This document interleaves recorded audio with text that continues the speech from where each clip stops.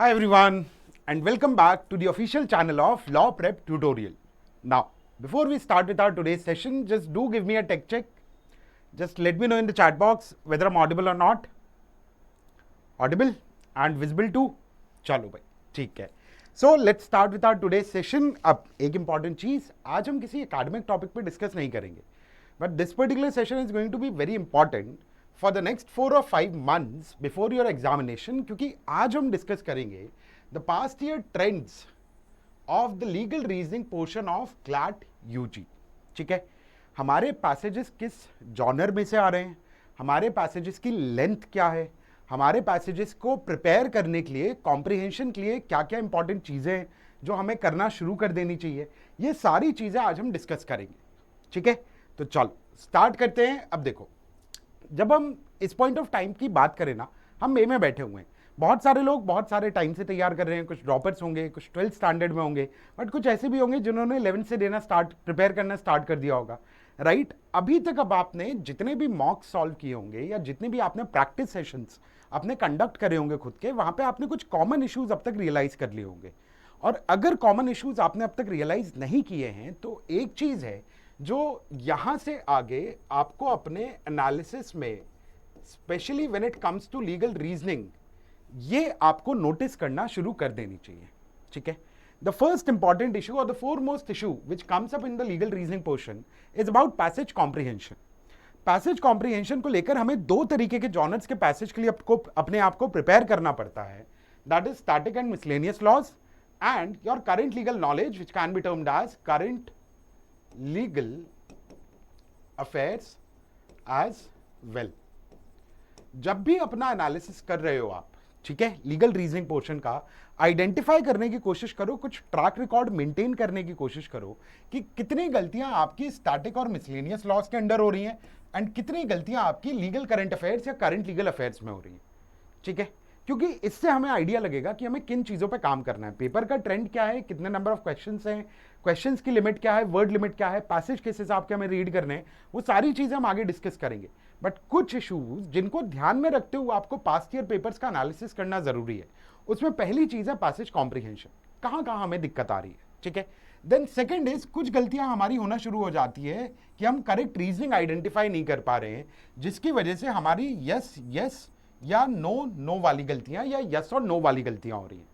इसमें एक्यूरेसी के point of view से भी आप चेक करने की कोशिश करो कि कहां पे फैक्ट्स को हम कॉम्प्रिहेंड ही नहीं कर पाए या हम समझ ही नहीं पाए, एंड कहां पे फैक्ट्स को हम सही समझ तो रहे थे बट हमने क्वेश्चन स्टेम पे ध्यान नहीं दिया. क्योंकि प्रीवियस ईयर पेपर्स को देखोगे तो क्वेश्चन स्टेम, ठीक है, the particular important portion of your factual situation और द वन लाइनर क्वेश्चन जिसपे एक्चुअली आपसे आंसर मांगा गया है, वो बहुत इंपॉर्टेंट हो जाता है, बट उसको कई बार हम जल्दी में पढ़ नहीं पाते. तो इस बेसिस पे कितनी गलतियां हो रही है हमारी एक्यूरेसी में, और एक्यूरेसी में जॉनर भी आइडेंटिफाई करो कि हमें किस टाइप के पैसेजेस में हमारी एक्यूरेसी बहुत लो हो जाती है, कि बिल्कुल अननोन पैसेज आ गया क्या, या सीएलके का पैसेज हुआ तो हमसे सॉल्व नहीं हो पाता है. What ever the trend is, उसको आइडेंटिफाई करते हुए चलो, क्योंकि उसी के बेसिस पे आपको अपनी सेक्शनल की प्रैक्टिस करनी है, बैक एंड पे प्रैक्टिस करनी है. ठीक है, देन टाइम मैनेजमेंट, कि नंबर ऑफ अटेम्प्ट्स हमारे क्या हैं, और नंबर ऑफ अटेम्प्ट्स अभी वेरी कर रहे होंगे, कुछ लोगों के अच्छे चल रहे होंगे नंबर ऑफ अटेम्प्ट्स, कुछ लोगों के कम चल रहे होंगे. उनका पॉइंट, उनकी प्रॉब्लम क्या है कि ये ऊपर की 3 चीजें उनकी सॉल्व नहीं हो पा रही हैं अभी. ठीक है, अब हम ये समझने की कोशिश करते हैं कि इस डेटा को हम कलेक्ट तो करेंगे, इस डेटा के बेसिस पे हम काम तो करेंगे, बट क्लैट पिछले 6 सालों में किस तरीके के पेपर्स को पूछ रहा होगा. तो एक ट्रेंड आप मान के चलो कि क्लैट में स्टैटिक लॉस का वेटेज इनिशियली बहुत होता था. ठीक है, इनिशियली जब पैसेज बेस्ड पेपर आना शुरू हुआ तो वहां पे स्टैटिक लॉस का बेसिस या वेटेज काफी ज्यादा होता था. स्लोली एंड स्टेडीली वो धीरे धीरे कम होना शुरू हो चुका है, जहां पे अब आपका paper mainly current legal affairs से या current legal affairs which is combined with any static issue और एनी मिसलेनियस लॉ, इस फॉर्मेट में आपका पेपर मूव कर रहा है पिछले 3 सालों से. ठीक है, तो हमारे पेपर का पैटर्न और हमारे पेपर की लेंथ किस हिसाब से, क्योंकि बहुत सारे बच्चे इस पॉइंट ऑफ टाइम पे परेशान हो रहे हैं कि सर हम जितना भी रीड करने की कोशिश कर रहे हैं, हम पूरा लीगल रीजनिंग का पोर्शन 35-40 मिनट्स में खत्म ही नहीं कर पा रहे. ठीक है, आई अंडरस्टैंड दैट, बट एक बार थोड़ा सा डेटा को भी ध्यान में रखने की कोशिश करो कि एक्चुअली जो आप मॉक सॉल्व कर रहे हो या जो आप सेक्शनल प्रैक्टिस कर रहे हो, उसकी लेंथ किस हिसाब से चल रही है, उसके क्वेश्चंस की लेंथ किस हिसाब से चल रही है, और पेपर में हमारे क्वेश्चंस की लेंथ, क्वेश्चन का पैटर्न किस हिसाब का होता है, ठीक है। तो जैसे सबसे पहले हम क्लैट 2020 की बात करें, दैट इज क्लैट 2020, तो उसमें लीगल रीजनिंग में टोटल नंबर ऑफ पैसेजेस थे हमारे पास 5, ठीक है। इन 5 पैसेजेस में लेंथ काफी थी, ठीक है। ये चीज मान के चलना, आप जब भी अगर आप देख रहे हो कि 350 प्लस वर्ड्स का आपके पास पैसेज है, तो दैट्स अ लेंदी पैसेज, ठीक है। That's a bit lengthy passage considering overall हमें पेपर में कितना रीड करना है। तो 350-400 वर्ड्स के ऊपर अगर पैसेज चल रहा है तो that's a lengthy passage, and 20 के पेपर में हमें उस तरीके की लेंथ देखने को मिली थी। जैसे the first passage was from force majeure and material adverse effect clause. This was a topic of static law, contract का हमारा पैसेज था, ठीक है। कॉन्ट्रैक्ट लॉ रिलेटेड हमारा पैसेज था। Length of the passage was a bit on the lengthier sides, and जो facts की length थी वो एवरेज कहीं ना कहीं 8500 के बीच में चल रही थी इस पैसेज में। Then came the second passage, obscenity laws. अभी इंडियाज गॉट लेटेंट की कंट्रोवर्सी चल रही थी, उसमें भी ऑब्सिनिटी का इशू था। ऑब्सिनिटी लॉस में 2020 में पैसेज आया था जहां पे length of the passage 321, length of the facts 87। Now this was related to static law which was our criminal law, ठीक है। अब थर्ड पैसेज जो था वो एक मिक्सचर था of environmental law and law of torts, that is the polluter's pays principle and the absolute liability का concept. यहां पे भी लेंथ ऑफ द पैसेज काफी ज्यादा थी, 455 words. Length of the facts was also a bit on the higher side, 100 words के हमारे पास questions थे, और ये मिसलेनियस टॉपिक था, ठीक है। Then fourth passage was about principles of natural justice, ठीक है। ये एक मिसलेनियस लॉ का पार्ट था, passage on the shorter side था, एंड क्वेश्चंस आपके मेजरली वन लाइनर्स थे, या 80 वर्ड्स तक की मैक्सिमम लेंथ गई थी किसी एक पर्टिकुलर क्वेश्चन में, और ये मिसलेनियस लॉ से रिलेटेड था, नेचुरल जस्टिस का topic. And the fifth passage was a judgement based passage, जो कि डिफेमेशन पे जजमेंट था, ठीक है। पैसेज छोटा सा था, 219 वर्ड्स का, क्वेश्चंस की मैक्सिमम लेंथ 68-70 तक गई थी, एंड ये स्टैटिक और सीएलके का मिक्सचर था। तो 2020 के पेपर में हमें देखने को मिलता है कि काफी हद तक उन्होंने स्टैटिक पूछा है, but length of the passage या length of the paper was on a bit on a higher side. देखो ये वाला वो टाइम पीरियड है 2024 तक का, 23-24 तक का, जब तक आपके number of questions in your CLAT examinations were 40, तो पेपर ओवरऑल भी लेंथी था, ठीक है, और लेंथ ऑफ द पैसेज भी काफी हायर साइड पे चल रही थी। बट अगर आप इस पैटर्न में देखने की कोशिश करोगे तो आपको दिखेगा कि it is the static loss के टॉपिक जहां पे आपको लेंदी पैसेज देखने को मिल रहे हैं। फोर्स मेजॉर क्लॉज, स्टैटिक का topic, environmental law along with law of torts, absolute liability का concept, again something which was related to static. अब 21 के पेपर की जब हम बात करें तो यहां पर हमारे पास नंबर ऑफ पैसेजेस ज्यादा थे। The first passage was based on VNFI, law of torts का टॉपिक, अगेन लेंदी पैसेज देख रहे हो तुम, लेंथ ऑफ द फैक्ट्स भी काफी हायर साइड पे थी, स्टैटिक, ठीक है। Then the second passage was free consent and factors vitiating consent, which was part of our law of contracts, again static का passage which is very lengthy, ठीक है। Facts यहां पर उतने लेंदी नहीं थे, 60-70 वर्ड्स की मैक्सिमम लिमिट जा रही थी हमारे क्वेश्चंस की। Third passage rules of communication, छोटा पैसेज, ठीक है, एंड बट क्वेश्चंस की लेंथ थोड़ी सी ज्यादा, अगेन स्टैटिक का टॉपिक, ठीक है। Then fourth passage was about agreement in restraint of legal proceedings, a bit lengthy passage, questions की length moderate to higher, and static का टॉपिक। देखो सेकंड टाइम के पेपर में भी आप जब देख रहे हो तो आपको स्टैटिक के पैसेजेस बहुत ज्यादा लेंदी लग रहे हैं।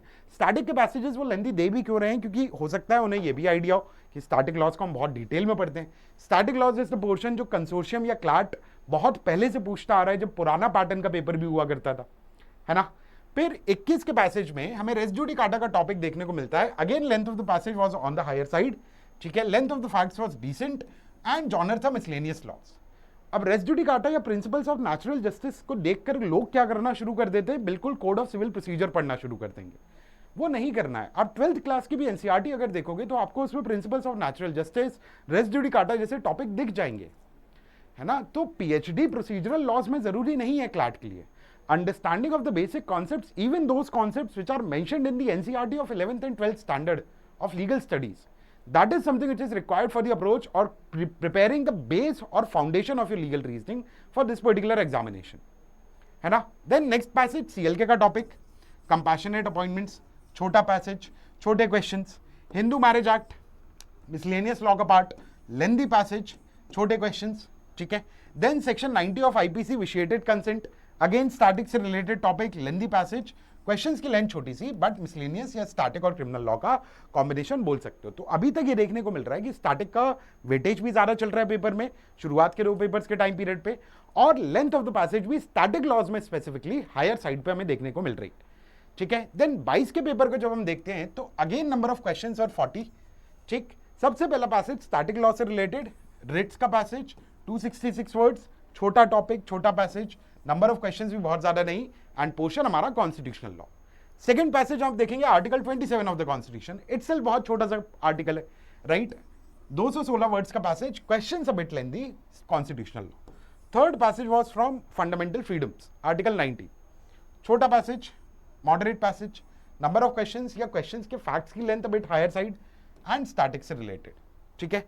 चौथा पैसेज बाइगमी का passage, decent amount of words या इजियर साइड पे ही मैं कहूंगा लेंथ को, इसको भी फैक्ट्स यहां पर थोड़े से हमें कुछ लेंदी देखने को मिले, 125 प्लस वर्ड्स तक गए काफी फैक्ट्स, एंड मिसलेनियस या क्रिमिनल लॉ से रिलेटेड आपका ये टॉपिक, अगेन स्टैटिक का वेटेज ज्यादा।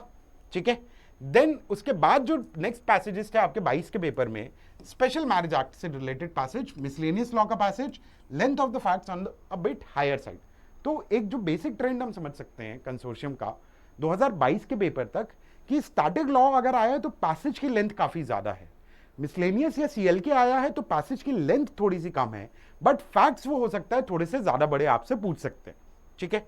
देन मोनिज्म और डुअलिज्म, अगेन मिसलेनियस का topic, decent amount of length of the passage, length of the facts a bit on the higher side.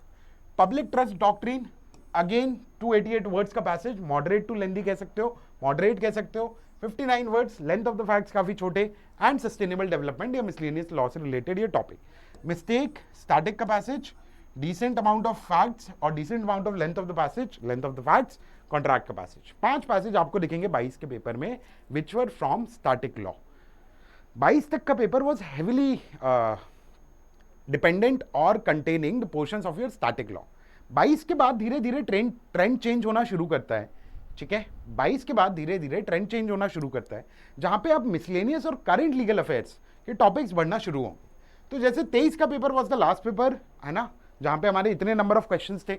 अब section 498 है, 269 length of the passage, length of the facts a bit lengthy, static law का passage, criminal law. Criminal procedure identification act, CLK का topic था, उस साल ये amendment act पास हुआ था, ये एक्ट पास हुआ था। लेंथ ऑफ द पैसेज बहुत ज्यादा लेंदी नहीं, लेंथ ऑफ द फैक्ट्स भी बहुत ज्यादा लेंदी नहीं, सीएलके से related topic. Electoral bond scheme, ठीक है, 2-3 साल से न्यूज में चल रही थी, बहुत ज्यादा लेंदी फैक्ट्स नहीं, पैसेज नहीं कह सकते, length of the facts a bit on the higher side, CLK. Blocking order under the IT act, IT act, internet suspension rules, ये सारी चीजें पिछले 4-5 साल से न्यूज में चल रही है ना, तो कंसिस्टेंटली हम इनको किसी ना किसी पॉइंट ऑफ टाइम पे कवर कर ही लेते हैं। IT act, blocking orders, 276 words का पैसेज, 100 वर्ड्स का फैक्ट्स की लेंथ मैक्सिमम, सीएलके का टॉपिक। ठीक है। 4 टॉपिक देखे हमने 2023 के पेपर में, जिसमें से 3 सीएलके के टॉपिक्स थे। फ्री लीगल एड, ठीक है, मिसलेनियस लॉ का पार्ट, आपकी 12th की एनसीईआरटी में भी given topic, 311 words a bit higher, length of the facts a bit higher, miscellaneous. लेकिन surrogacy law, CLK, 376 words, length of the facts a bit on the higher side, and the next one was internet shutdown. ठीक है, 447, 200 CLK, consumer law, miscellaneous 265, 88, और ये आपका CLK या miscellaneous से related था। तो अब पेपर बहुत ज्यादा डिपेंडेंट हो चुका था आपके करंट लीगल अफेयर्स या आपके मिसलेनियस लॉज के ऊपर। बट अगर उनके सोर्सेज को आप फॉलो करने की कोशिश करो कि क्या सोर्सेज लिए जा रहे हैं या किन सोर्सेज से बन रहा है पेपर या किस तरीके के पैसेजेस आ रहे हैं, तो उस लेवल ऑफ रीडिंग के लिए प्रिपेयर करना इज नॉट दैट डिफिकल्ट। ठीक है। अभी मैं बताऊंगा कि क्या क्या चीजें करनी है। 2 पेपर और बचे, इनका एनालिसिस और देख लेते हैं। तो 2024 के पेपर की जब हम बात करें तो जेजे एक्ट पे passage, length of the passage moderate, 1 liner questions. Online defamation, length of the passage moderate, 1 liners question ज्यादा थे। Press and registration of periodical bills, ये तीनों टॉपिक्स आपको दिखेंगे सीएलके के, एक भी स्टैटिक का टॉपिक नहीं है। Length of the passage a bit easier side, questions की भी लेंथ इजियर साइड पे ही। डीपीडीपी एक्ट 2 साल से लगातार पेपर में आ रहा है, length of the passage a bit on the moderate side, questions की length again easy. Inheritance law, a judgement based passage, passage was a bit lengthier 1, and questions were also lengthy, but number of questions क्योंकि इस paper तक कम हो चुके थे and one liners questions उन्होंने बहुत सारी जगहों पर पूछ लिए थे, तो इतना ज्यादा डिफिकल्टी या लेंदी आप उसको नहीं कहोगे। 25 के पेपर की जब हम बात करें, जो अब जाके फाइनलाइज हो पाया है कुछ दिनों पहले, ठीक है, 5-6 पैसेजेस इस आपके पेपर में आए थे। First passage public examination bill, CLK का टॉपिक, सिमिलर पैटर्न 24 जैसा। Child rights and POCSO act, CLK का टॉपिक मिसलेनियस के साथ, पॉक्सो मिसलेनियस में आ जाता है, चाइल्ड राइट्स अगेन मिसलेनियस सीएलके का इशू है, अगेन सिमिलर पैटर्न 2024 जैसा। ज्योग्राफिकल आइडेंटिफिकेशंस मिसलेनियस आईपीआर में से टॉपिक, बट बहुत ज्यादा डिफिकल्ट नहीं, बेसिक जीआई की इंफॉर्मेशन के बारे में पैसेज और बेसिक लेंथ के क्वेश्चंस आपके पास। डेटा प्रोटेक्शन सीएलके का टॉपिक, डीपीडीपी एक्ट लगातार 2 साल आया, ठीक है। A bit on the moderate side the passage was. Void agreement static का टॉपिक, बहुत टाइम बाद पैसेज में वापस दिखा।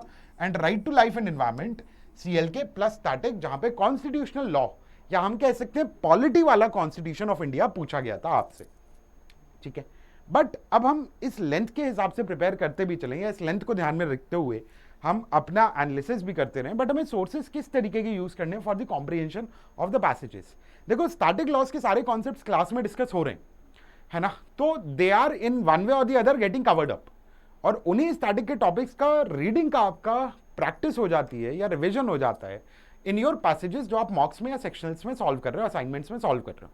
Other than that current legal affairs और मिसलेनियस के टॉपिक्स की अगर मैं बात करूं ना, तो देखो लीगल रीजनिंग में पैसेज आपका एडिटोरियल के पर्सपेक्टिव से नहीं आता है ना। कुछ लोग क्या करते हैं कि कुछ लोग न्यूज़पेपर में सिर्फ एडिटोरियल पढ़ते हैं और कुछ नहीं पढ़ते। एडिटोरियल उस न्यूज़पेपर का रीड करने से आपका सीआर और इंग्लिश मजबूत होगा, बट लीगल रीजनिंग में एडिटोरियल टाइप के पैसेजेस नहीं आते हैं। लीगल रीजनिंग में आपके पैसेजेस आते हैं एक्सप्लेनर टाइप्स के, राइट, या डेलीज टाइप के, या एक समरी टाइप की। उसमें ओपिनियन नहीं है, उसमें अजम्पशन नहीं है, उसमें आर्ग्यूमेंट नहीं है, उसमें इंफॉर्मेशन है कि लॉ क्या है ताकि फैक्ट्स पे अप्लाई हो पाए।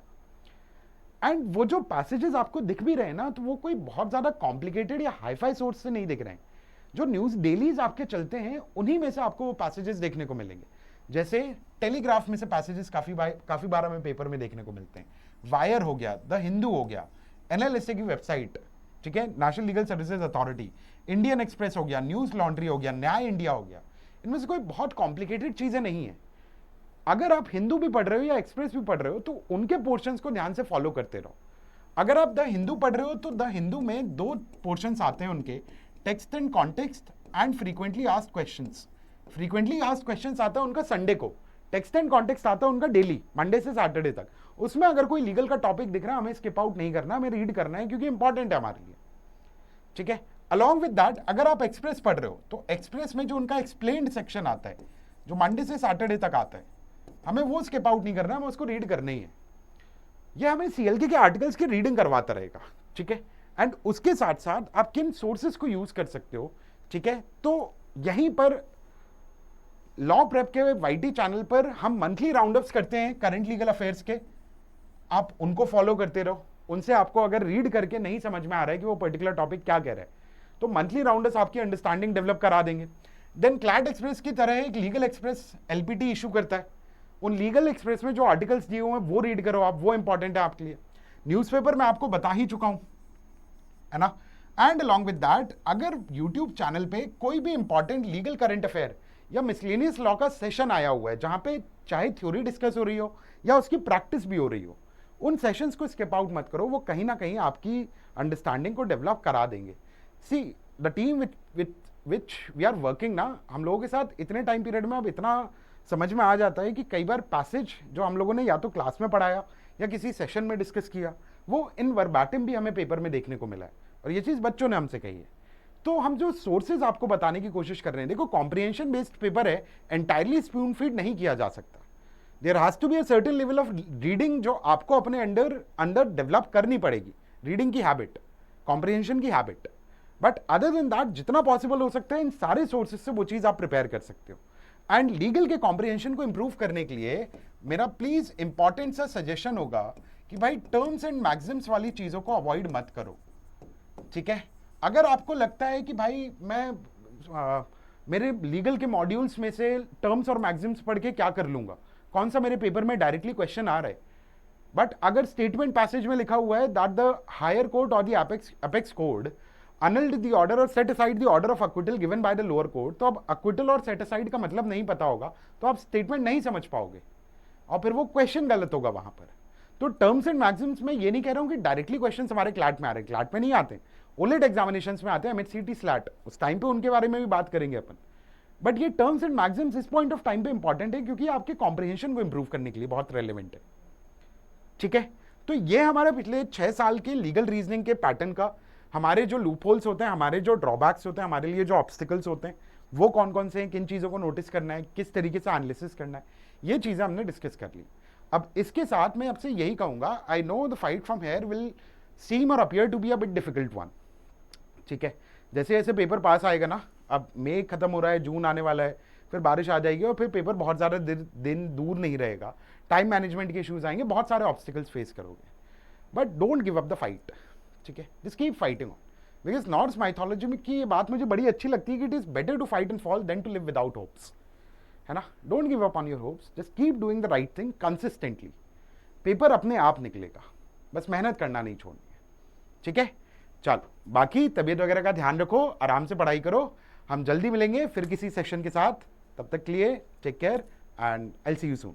Thank you so much everyone. Thank you.